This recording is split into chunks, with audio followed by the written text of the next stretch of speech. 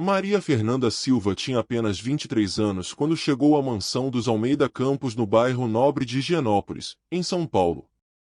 Suas mãos calejadas pelo trabalho pesado contrastavam com a delicadeza com que segurava a única foto que carregava na pequena mala de papelão.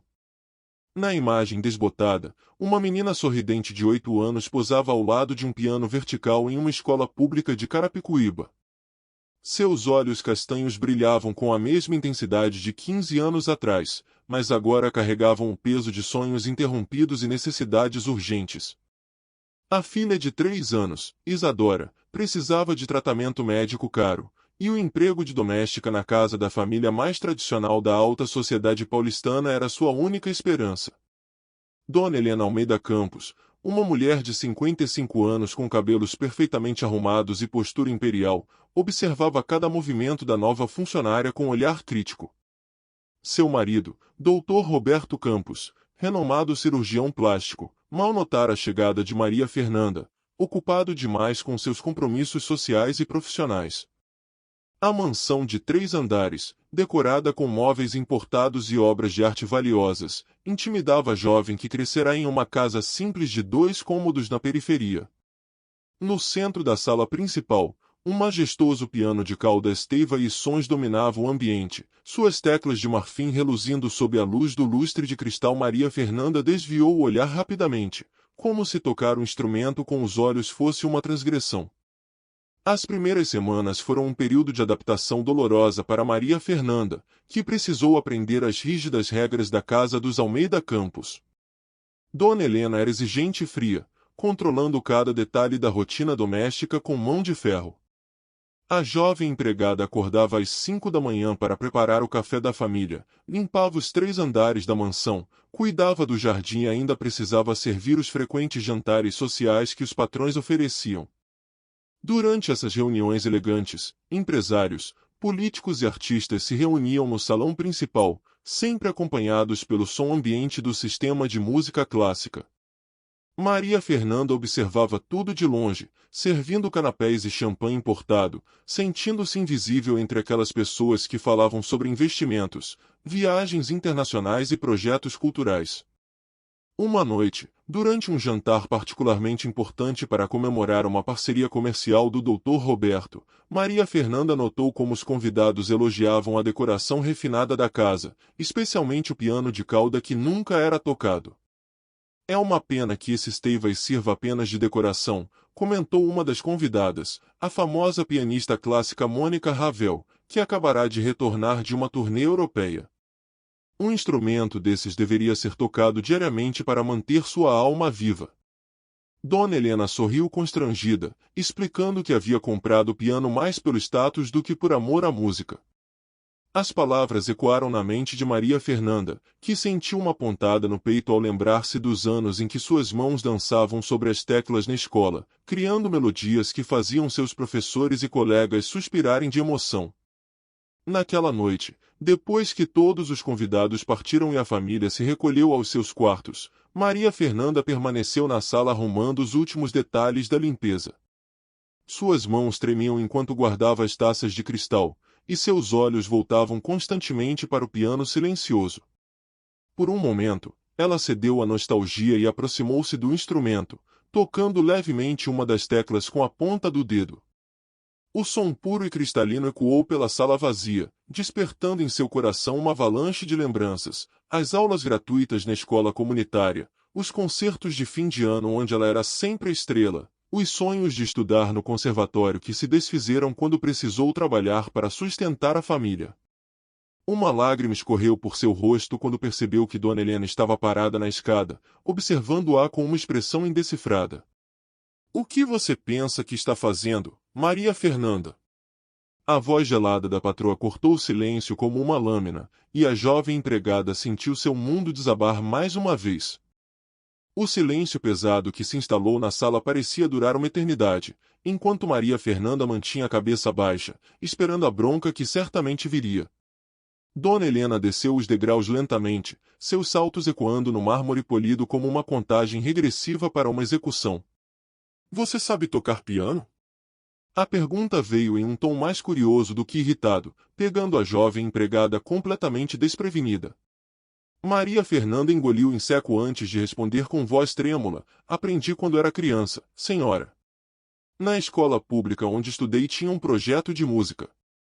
Dona Helena circulou o piano como um predador avaliando sua presa, seus olhos calculistas brilhando com uma ideia que estava se formando em sua mente.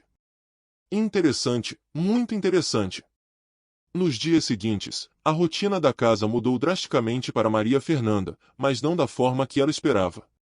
Dona Helena começou a fazer perguntas sobre sua formação musical, querendo saber detalhes sobre suas habilidades e repertório. A patroa descobriu que a jovem tinha ouvido absoluto, sabia ler partituras e havia participado de vários concursos escolares, sempre ficando em primeiro lugar. Doutor Roberto, inicialmente indiferente à descoberta, começou a prestar atenção quando a esposa mencionou suas grandes ideias para impressionar a alta sociedade paulistana. Imagine só, querido, ter uma empregada que toca piano clássico.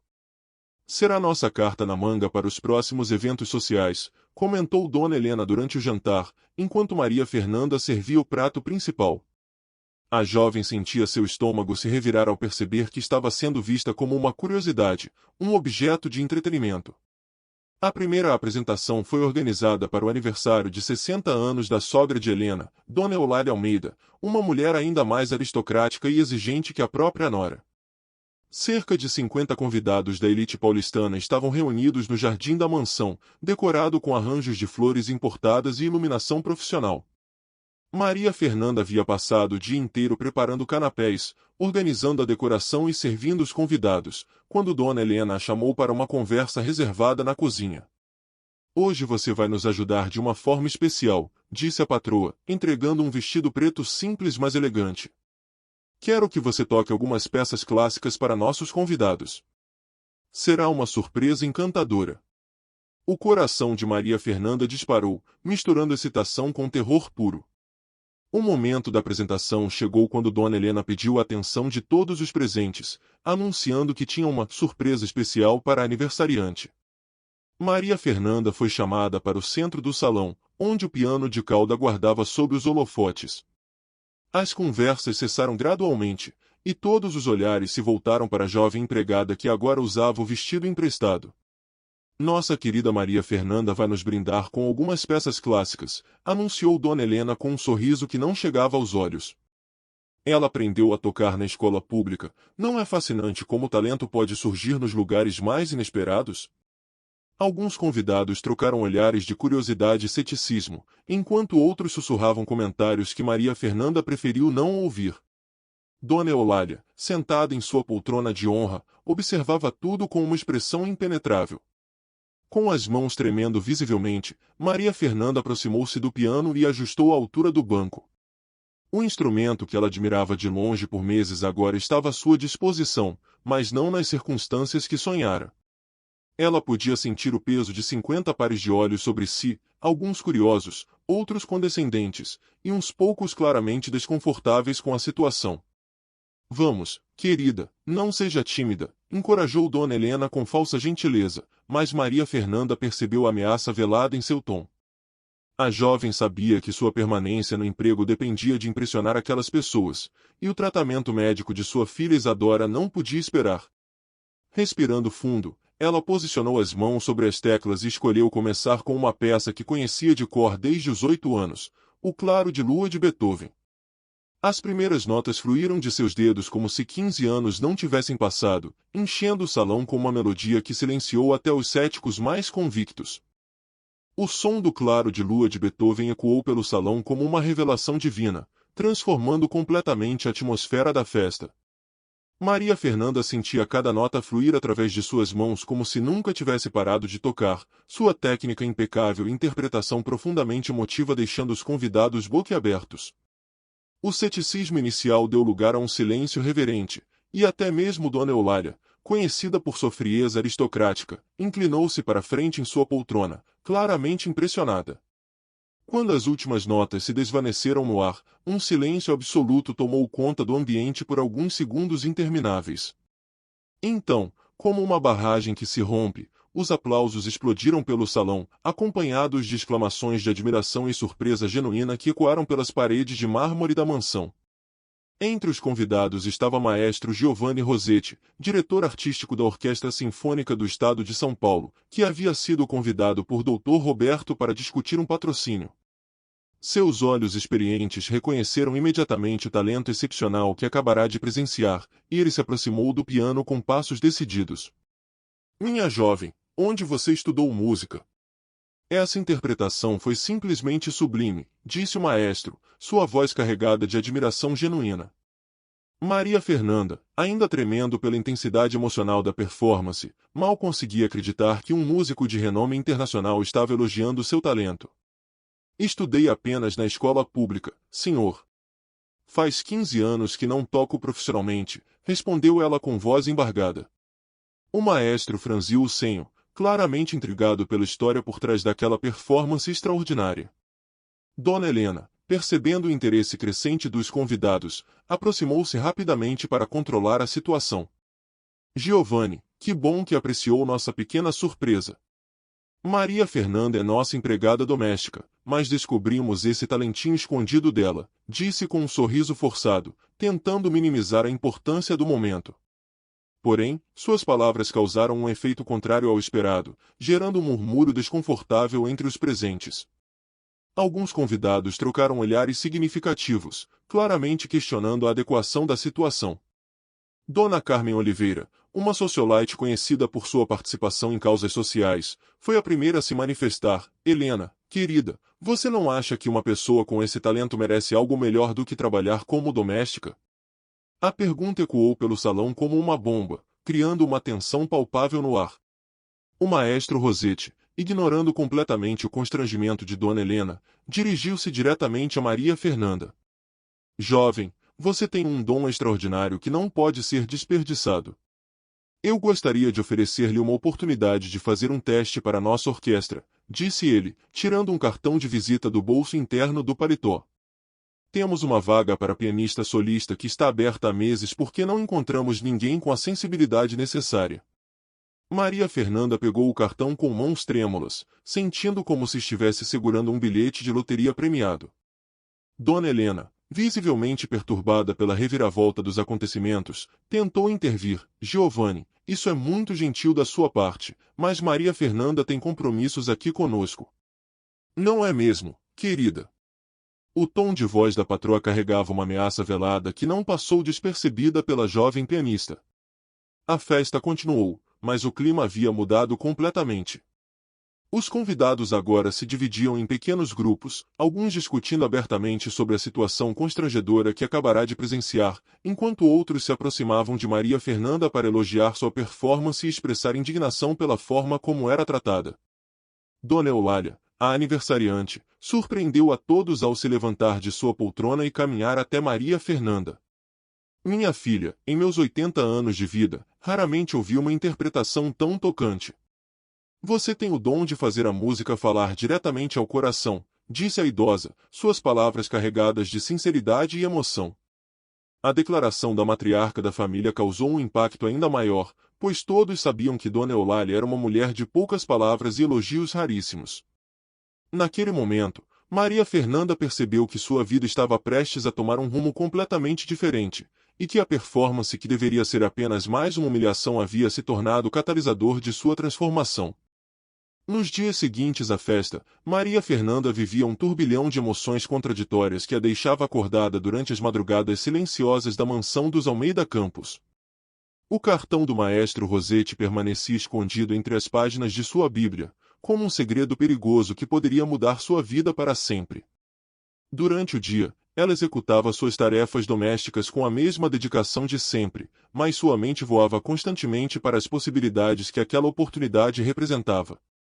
Dona Helena notou a mudança no comportamento da empregada e intensificou sua vigilância, criando tarefas extras e horários mais rígidos para manter Maria Fernanda ocupada demais para pensar em outras coisas.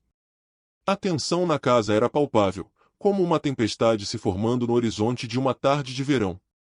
A primeira decisão difícil veio quando Maria Fernanda ligou para sua mãe, Dona Rosa, em Carapicuíba, para contar sobre a oportunidade que havia surgido.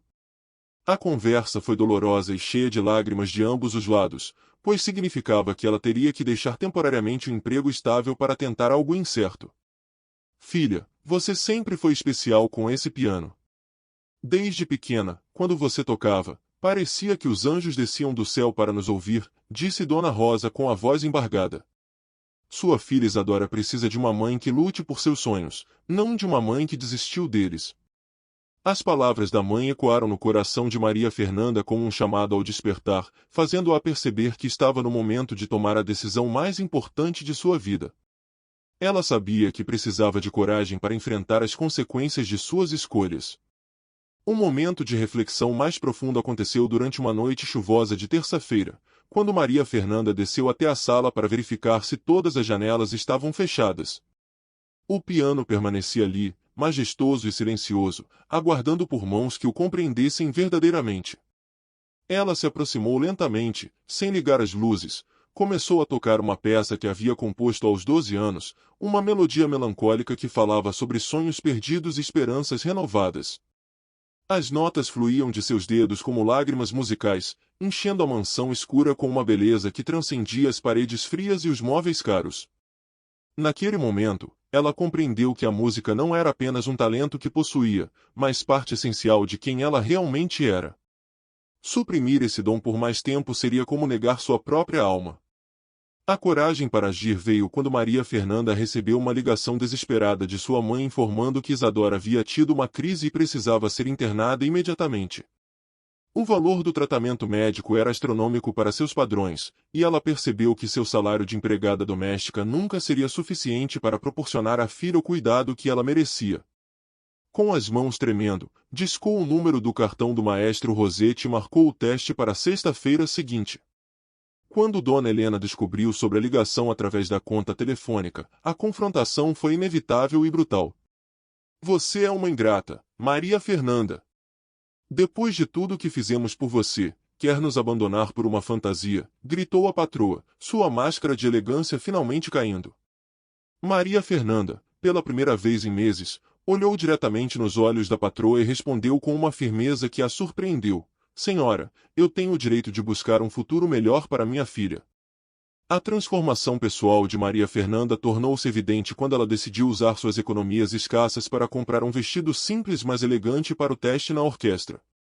Pela primeira vez em anos, ela se olhou no espelho e viu não uma empregada doméstica derrotada, mas uma mulher talentosa com um propósito claro. Durante os dias que antecederam o teste, ela aproveitava cada momento livre para praticar no piano da mansão, ignorando os olhares reprovadores de Dona Helena. Sua postura mudou, sua voz ganhou firmeza, e até mesmo o Dr. Roberto começou a notar a diferença. Helena, talvez devêssemos apoiar a Maria Fernanda nessa oportunidade. Ela claramente tem talento, sugeriu o médico durante o jantar. A sugestão do marido deixou Dona Helena furiosa, mas também plantou uma semente de dúvida sobre suas próprias motivações e atitudes em relação à jovem empregada que se transformava diante de seus olhos. A manhã da sexta-feira amanheceu nublada em São Paulo, com aquela garoa fina típica do inverno paulistano que parecia refletir a ansiedade que tomava conta do coração de Maria Fernanda. Ela havia passado a noite acordada, alternando entre momentos de oração e ensaios mentais das peças que tocaria no teste da orquestra sinfônica. Às 6 da manhã, vestiu seu uniforme pela última vez e preparou o café da família Almeida Campos com mãos trêmulas, sabendo que aquele poderia ser seu último dia naquela casa. Dona Helena a observava de soslaio, seu silêncio carregado de uma frieza que cortava mais fundo que qualquer palavra áspera. Dr. Roberto, por sua vez, surpreendeu a todos ao se aproximar de Maria Fernanda na cozinha e entregar-lhe um envelope. Para sua filha, disse ele simplesmente, antes de sair para o consultório, deixando a jovem com lágrimas nos olhos ao descobrir que havia dinheiro suficiente para cobrir parte do tratamento de Isadora. O Teatro São Pedro, sede da Orquestra Sinfônica, erguia-se imponente na região central da cidade quando Maria Fernanda chegou às 2 da tarde, uma hora antes do horário marcado. Suas mãos suavam dentro das luvas brancas que havia comprado especialmente para a ocasião, e o vestido azul marinho simples, mas bem cortado, fazia-a sentir-se simultaneamente elegante e completamente fora de lugar. A sala de espera estava repleta de outros candidatos, todos claramente vindos de conservatórios renomados, carregando partituras em capas de couro e conversando sobre técnicas avançadas em francês e italiano. Maria Fernanda apertou contra o peito a pasta plástica onde guardava suas partituras xerocadas e sentiu um momento de pânico absoluto. Talvez eu não devesse estar aqui, pensou, mas a lembrança do rosto pálido de Isadora no hospital deu-lhe forças para permanecer. Quando seu nome foi chamado, ela se levantou com a dignidade de uma rainha caminhando para sua coroação. O palco do Teatro São Pedro se estendia diante de Maria Fernanda como um oceano de possibilidades infinitas, e o piano de concerto fazio ali que a aguardava parecia um altar onde ela depositaria 15 anos de sonhos represados. O maestro Rossetti estava sentado na primeira fileira, ao lado de outros 5 jurados que a observavam com expressões neutras e profissionais. Pode começar quando se sentir preparada, disse o maestro com um aceno encorajador, mas Maria Fernanda percebeu que suas mãos tremiam tanto que mal conseguia abrir a pasta com as partituras. Respirou fundo, fechou os olhos por um momento e lembrou-se das palavras de sua mãe: quando você toca, os anjos descem do céu. Ao abrir os olhos novamente, toda a ansiedade havia se transformado em uma determinação férrea. Ela não estava ali apenas por si mesma, mas carregando os sonhos de sua filha, de sua mãe, e de todos os jovens talentosos que nunca tiveram uma segunda chance. A primeira peça escolhida foi o Concerto número 2 de Rachmaninoff, uma das composições mais tecnicamente desafiadoras do repertório clássico, que Maria Fernanda havia aprendido sozinha anos atrás assistindo a vídeos na Biblioteca Pública de Carapicuíba. Suas mãos encontraram as teclas como velhas amigas se reencontrando após uma longa separação, e as primeiras notas explodiram pelo teatro com uma força e paixão que fizeram os jurados se enderezarem em suas cadeiras. Cada acorde era executado com precisão cirúrgica, mas também com uma emotividade crua que vinha diretamente de suas experiências de vida, a luta diária pela sobrevivência, o amor incondicional por sua filha, a dor de ver sonhos sendo enterrados pela necessidade. A música fluía através de seu corpo como uma torrente impetuosa, e ela sentia cada nota reverberando não apenas no ar, mas nas fibras mais profundas de sua alma. Quando chegou ao movimento final, suas lágrimas caíam livremente sobre as teclas, mas seus dedos jamais hesitaram ou erraram uma única passagem. O silêncio que se seguiu ao final da performance foi diferente de qualquer coisa que Maria Fernanda havia experimentado antes. Não era apenas a ausência de som, mas uma espécie de vácuo emocional onde o tempo parecia ter parado completamente. Os jurados permaneceram imóveis por longos segundos, como se ainda estivessem processando o que acabavam de presenciar. O maestro Rossetti foi o primeiro a se mover, levantando-se lentamente de sua cadeira com os olhos marejados, seguido pelos outros membros da banca. Em 30 anos dirigindo esta orquestra, raramente presenciei uma interpretação de tamanha profundidade emocional combinada com excelência técnica, disse ele, sua voz embargada pela emoção. Você não apenas tocou Rachmaninoff, você nos fez sentir cada experiência que moldou sua vida através da música. Os outros jurados assentiram em concordância, e uma das avaliadoras, a renomada pianista doutora Márcia Santos, acrescentou: seu talento é inegável, mas o que mais nos impressiona é sua capacidade de transformar dor em beleza, de usar suas experiências pessoais para dar vida à música de uma forma que raramente vemos mesmo entre pianistas com formação clássica completa. Naquele momento, Maria Fernanda soube que sua vida havia mudado para sempre, independentemente do resultado oficial do teste. A ligação que mudaria tudo chegou na segunda-feira seguinte, quando Maria Fernanda estava no hospital acompanhando os exames de Isadora. O telefone tocou às 10 da manhã, e a voz do maestro Rossetti do outro lado da linha trazia uma notícia que ela mal conseguia acreditar: não apenas havia sido aprovada, mas também receberia uma bolsa de estudos para complementar sua formação musical, além de um salário que era 3 vezes maior que o que ganhava como empregada doméstica. Queremos que você seja nossa pianista principal, Maria Fernanda. Seu primeiro concerto será em dezembro, e já temos um empresário interessado em gravar seu primeiro álbum, disse o maestro, mal conseguindo conter seu entusiasmo. Quando ela desligou o telefone, abraçou Isadora com tanta força que a menina riu, sem entender por que a mamãe estava chorando e rindo ao mesmo tempo. Ali, no corredor frio do hospital público, mãe e filha viveram um momento em que seus destinos se reescreveram completamente, provando que o talento verdadeiro sempre encontra uma maneira de brilhar, não importa quão humildes sejam suas origens. 3 meses depois, Maria Fernanda retornou à mansão dos Almeida Campos não mais como empregada, mas como a pianista principal da Orquestra Sinfônica de São Paulo, usando um elegante conjunto azul marinho e carregando sua filha Isadora nos braços.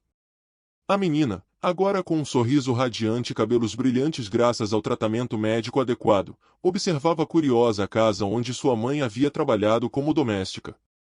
Dr. Roberto as recebeu na porta com um sorriso genuíno e um pedido de desculpas sincero pelo comportamento da esposa, explicando que Dona Helena havia se isolado em sua suíte desde que soube da aprovação de Maria Fernanda na orquestra.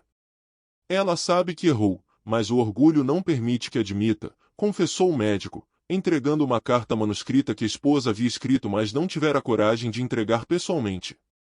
Na carta, Dona Helena reconhecia seu erro e pedia perdão, admitindo que sempre soubera do talento excepcional de Maria Fernanda, mas que o medo de perdê-la como empregada a fizera agir de forma cruel e egoísta.